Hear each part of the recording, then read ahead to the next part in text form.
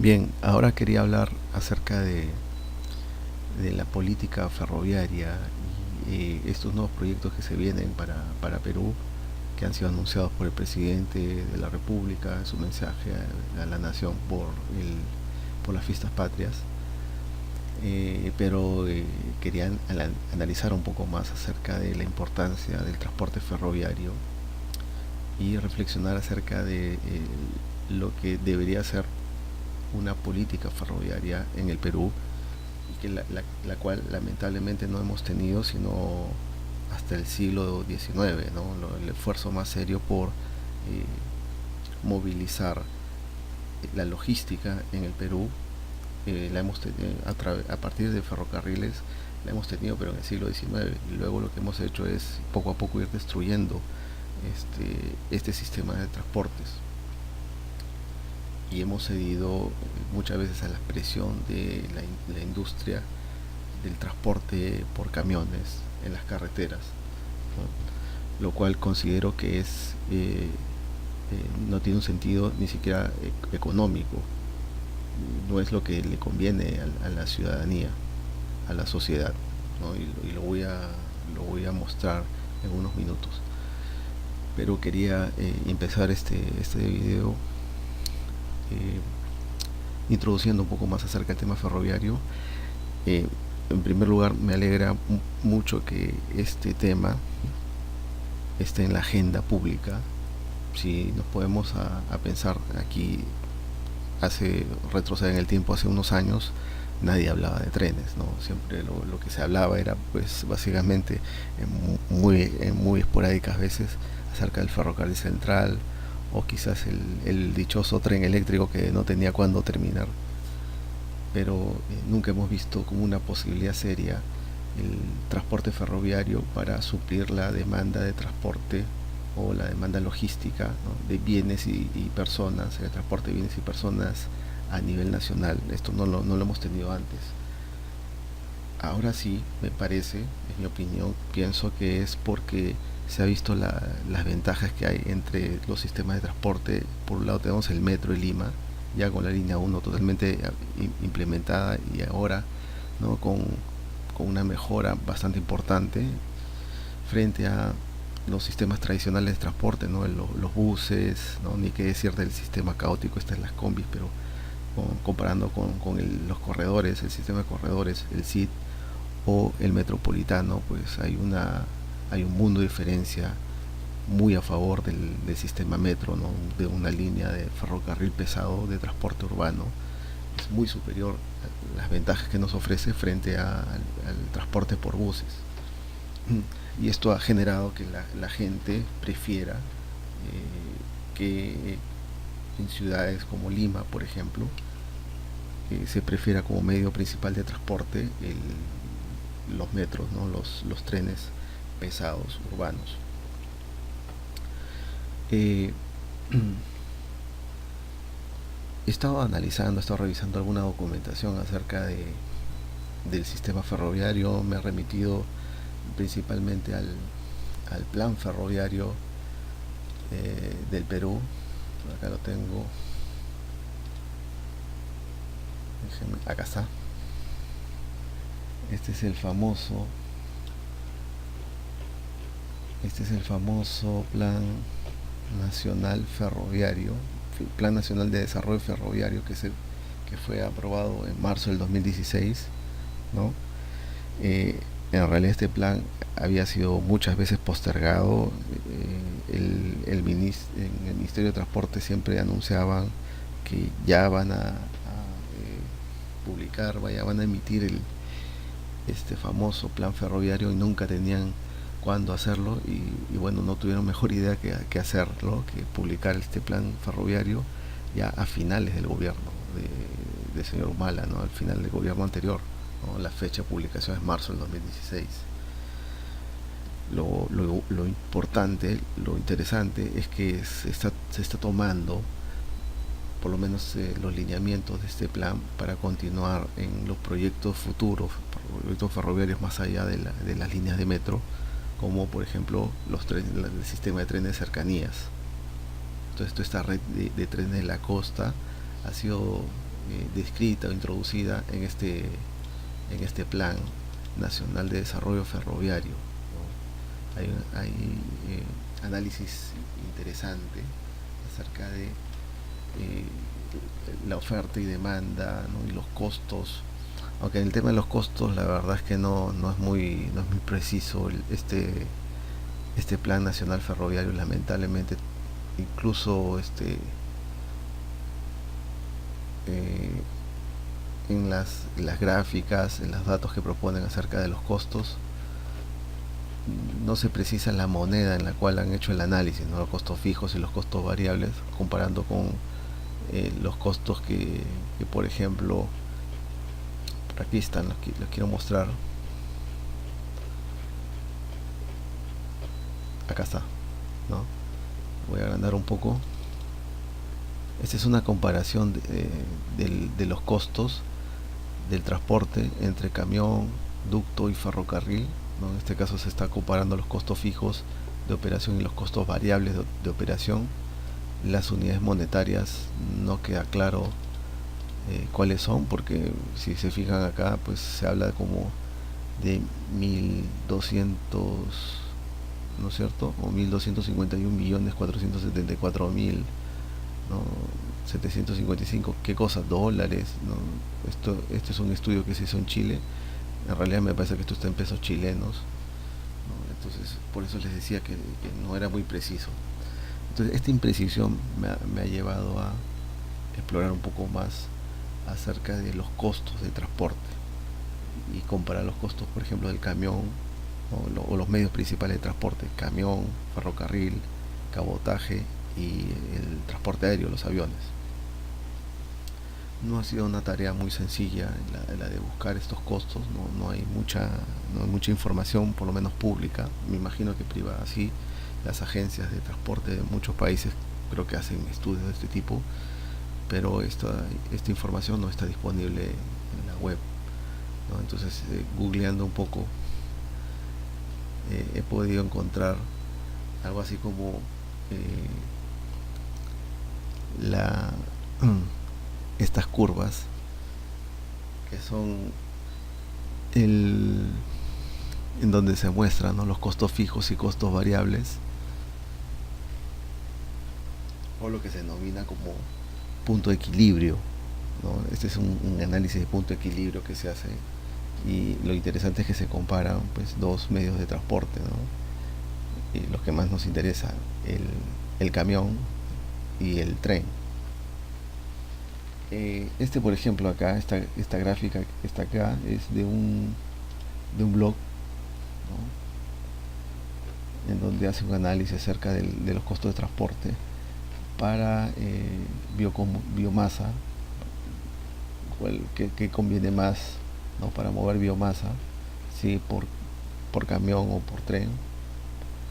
El análisis no es muy preciso, porque en algunos casos se comparan los costos del tren, los costos fijos y variables del tren, que es esta línea celeste, frente a los costos perdón, este es del camión. Los costos, la curva en celeste, son los costos fijos y variables del camión, y los costos combinados de tren y camión son los de rojo, ¿no?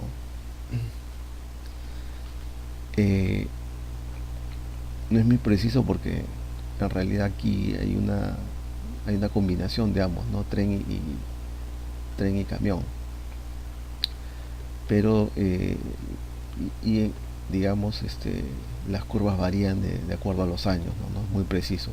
Sin embargo, lo que sí he visto en esta y en otras curvas más, por ejemplo, acá tengo otra que en un rato más la voy a explicar, está aquí, que también, ¿no es cierto?, esta línea amarilla corresponde, esta que está acá, que estoy señalando aquí, corresponde a los costos fijos y variables de los camiones, del transporte por camiones, y la línea verde, esta que está aquí, corresponde a los costos fijos y variables de tren, ¿no? Y también hay una comparación con los otros medios de transporte, por ejemplo, el avión y el cabotaje, que es esta línea morada.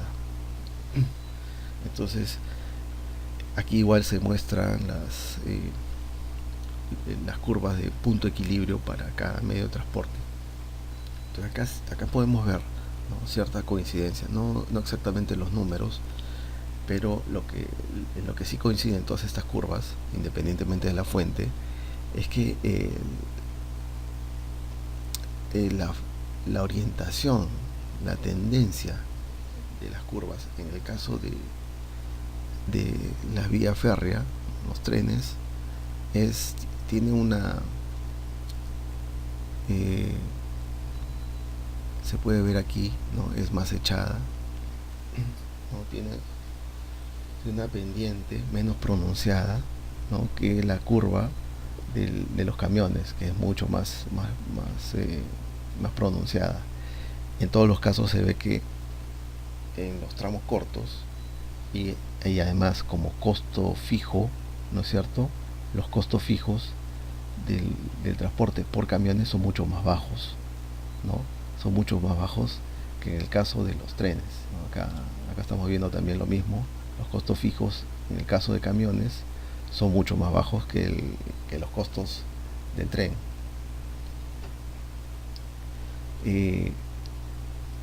Otra cosa interesante es que, por ejemplo, si bien es cierto, los costos fijos son más bajos en el caso de los camiones, los costos variables sí son mucho más fuertes, ¿no?, y se van incrementando, tienen una pendiente muy pronunciada y en algún punto se cortan estas curvas.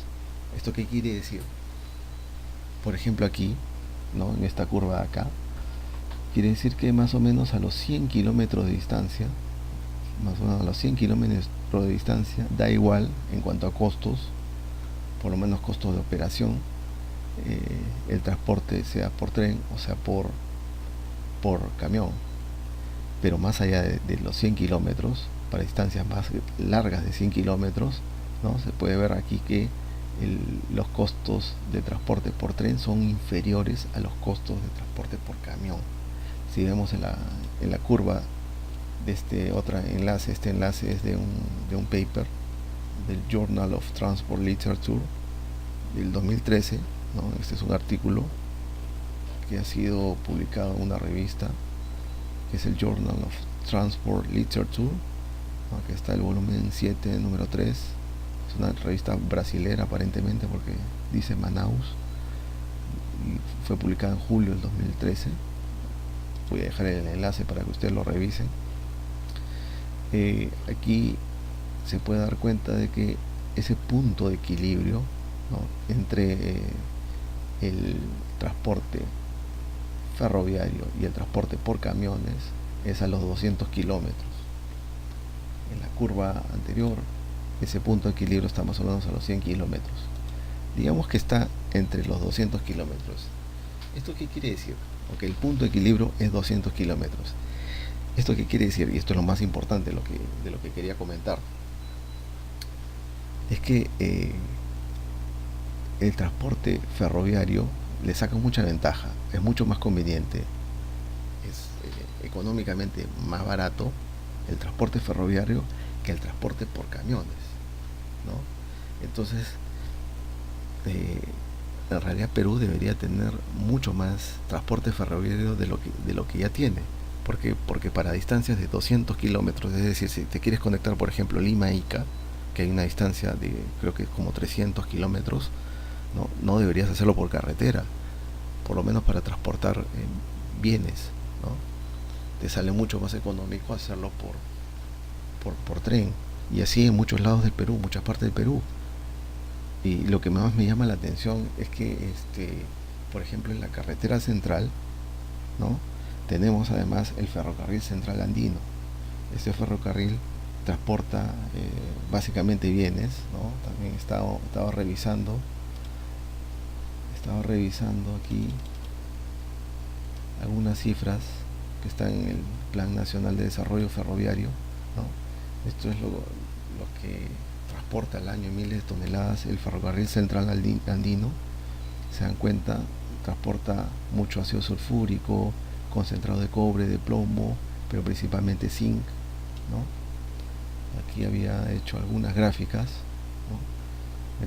El ferrocarril central andino transporta básicamente concentrado de zinc y zinc en barras, ¿no? Minerales, ¿no? Si vemos nuevamente aquí,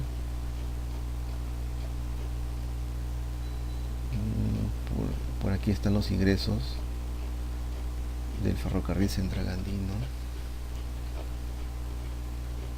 Es que casi todos los ingresos que tiene es a raíz del transporte de bienes, que son estos minerales, ¿no? Los que se ubican precisamente en esta zona de aquí. Aquí está Volcan y por aquí está la mina del Porvenir de la empresa Milpo. Entonces casi todo lo que se transporta por el ferrocarril central andino hasta el puerto del Callao, me imagino, ¿no? Es material, son, son es materia prima, ¿no? Son bienes que provienen de estas dos minas. Y aquí, relación de ingresos, Fetranza, y ya por acá creo que está.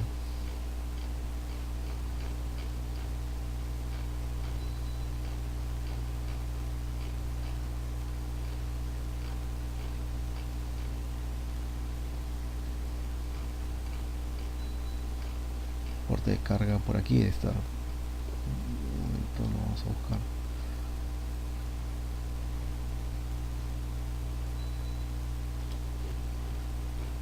Que habla de la demanda de transporte. Acá dice en cuanto a la estructura de costos, que los costos de inversión, CI es costo de inversión, en cuanto a ferrocarril son mayor que los costos por carretera y los de aeropuerto. Sin embargo, los costos operativos del ferrocarril son menores al de carreteras y menor al de aeropuerto, ¿no? Acá habla sobre los costos. Y por acá están los ingresos del ferrocarril central andino. Es casi todo. No lo encuentro.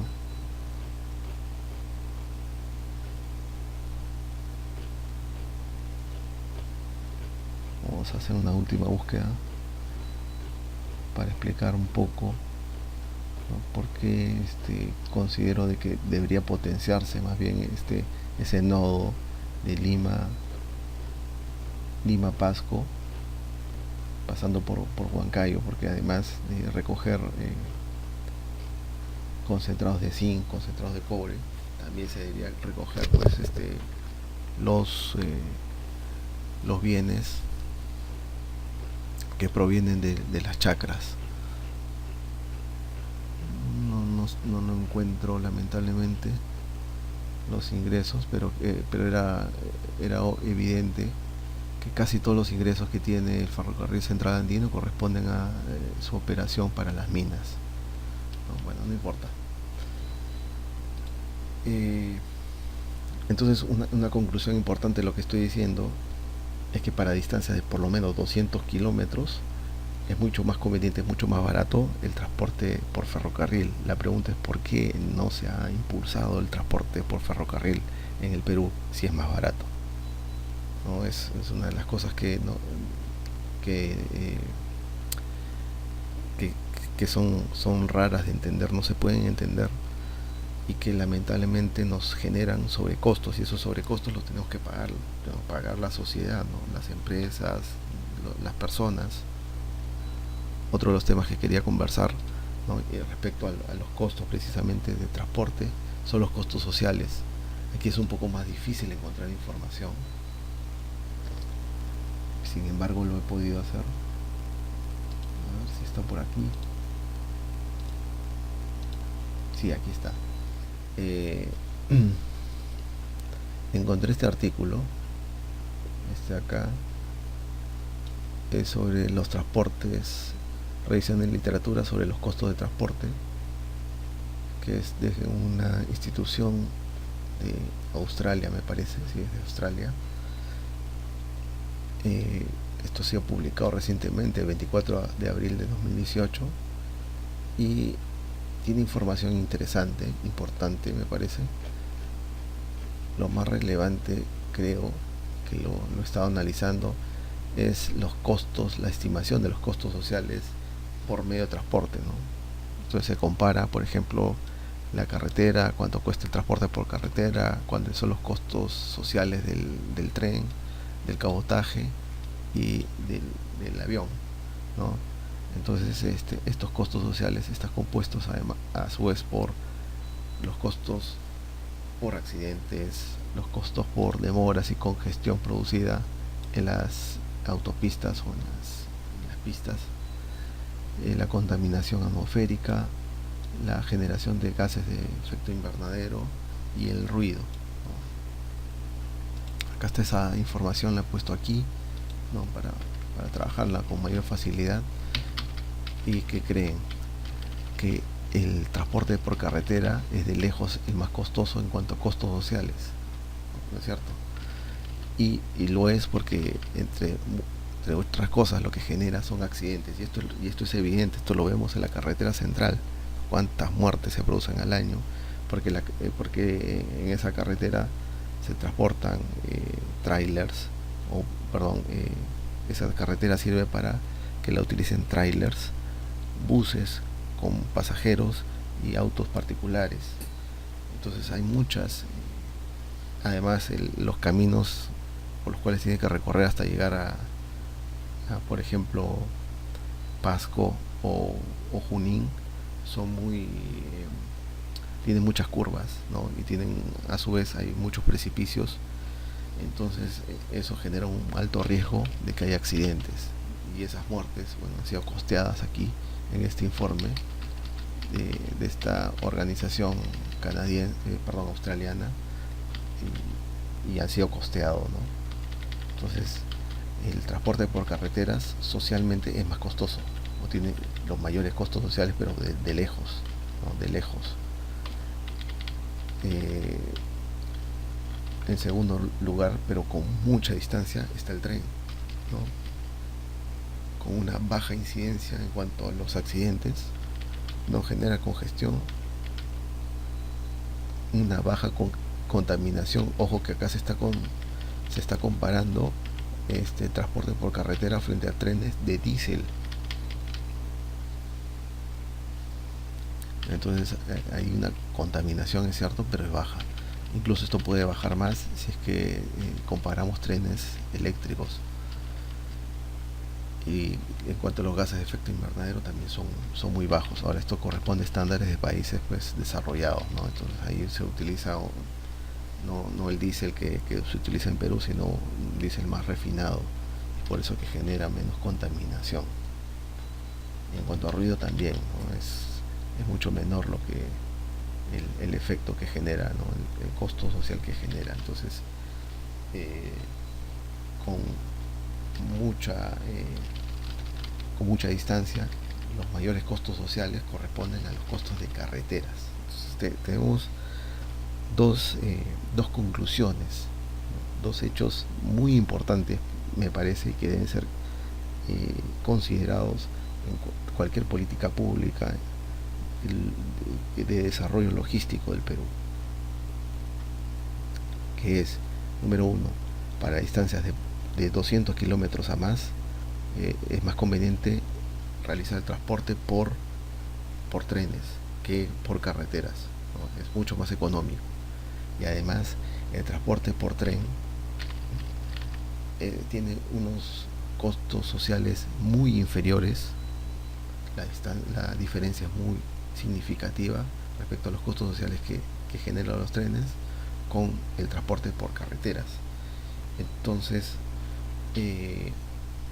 debería, ¿no es cierto?, debería optarse por un transporte, un sistema de transporte multimodal. No estoy diciendo que el transporte por carreteras debería eliminarse, ¿no? Porque en realidad eso no es lo que dice esta curva. Esta curva lo que me está diciendo es que es más eficiente, por ejemplo, para el transporte por carreteras para distancias cortas. Pero ya cuando superas los 100 kilómetros de distancia, que es más o menos la distancia en un cercanías, ¿no? Ya deberías pensar en utilizar el tren como medio de transporte. Y si superas los 200 kilómetros, De hecho, es más efectivo, es más costo eficiente utilizar el tren como medio de transporte que el sistema de carreteras. Y el tren sigue siendo más eficiente hasta los 700 kilómetros, en donde se cruza con otro medio de transporte que es el cabotaje, ¿no? Que es esta línea color morada, corta a la curva del transporte ferroviario, justo en los más o menos 700 kilómetros. Entonces, entonces la curva óptima de transporte es esta, fíjense. De 0, ¿no?, a 200 kilómetros sería más conveniente el transporte por carreteras. Pero de 200 kilómetros a casi 700 kilómetros, lo más conveniente es por tren, ¿no? El transporte ferroviario, el uso de ferrocarriles es mejor en términos de costo-eficiencia que los otros medios de comunicación, medios de transporte. Pero a partir de los 700 kilómetros a más, ¿no?, es más económico, más costo eficiente, tiene mejores índices de costo eficiencia el transporte por cabotaje. Entonces esta es la curva de eficiencia en cuanto al transporte. Esto nos lleva a la tercera reflexión, que el sistema logístico en el Perú debe ser multimodal, tiene que tener un enfoque multimodal. En los últimos años, y todos los años, los presidentes, los gobernadores, los ministros, ¿no?, de transporte básicamente, siempre anuncian que han construido 5.000, 2.000, 4.000, han ampliado en 20.000, en 50.000 kilómetros la red de carreteras.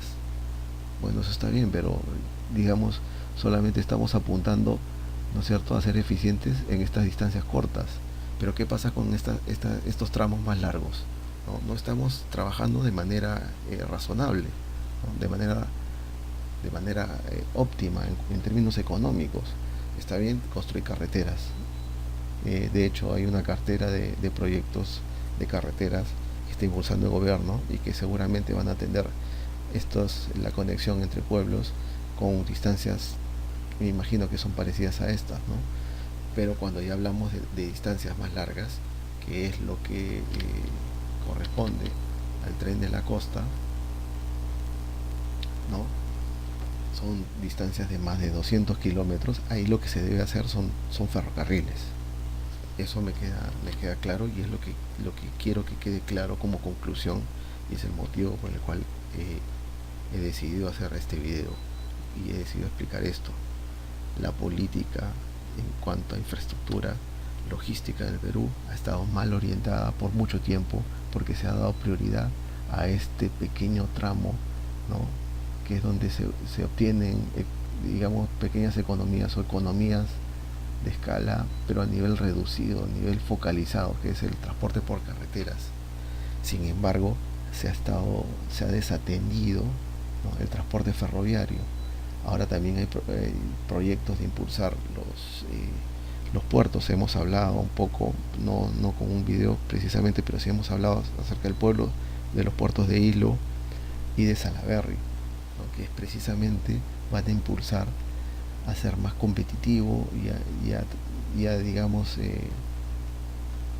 poder atender la demanda en este otro tramo, ¿no?, más largo en cuanto al transporte, que es el cabotaje. Para distancias de más de 700 kilómetros es más conveniente hacerlo por vía marítima. Entonces, pienso que el gobierno debería impulsar los proyectos ferroviarios, y está bien los que ha sacado ahora. No son estos proyectos, esta pequeña cartera de proyectos que tiene el gobierno, que están en algunos casos en fase de formulación, que son como por ejemplo los trenes de cercanías o trenes regionales. En otros casos están en fase de adjudicación, que es el tren de Huancayo-Huancavelica. Y hay proyectos que están como ideas, ¿no? Por ejemplo, todo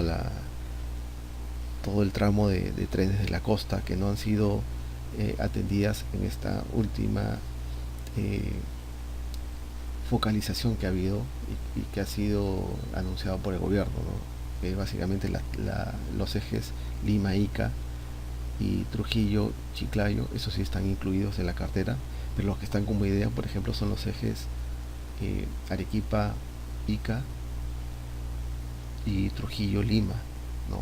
O Trujillo-Barranca y Barranca-Lima, que era el proyecto original.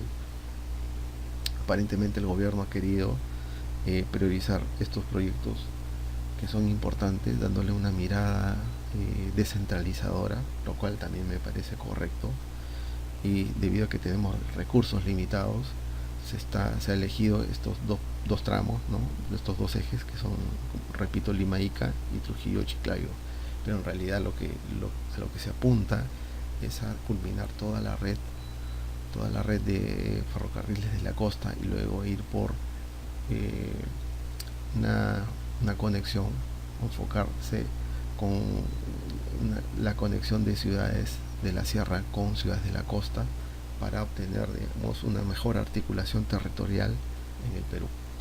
Bueno, esto es lo que quería comentarles. Muchas gracias por su atención y ya nos estaremos viendo en otro video. Gracias.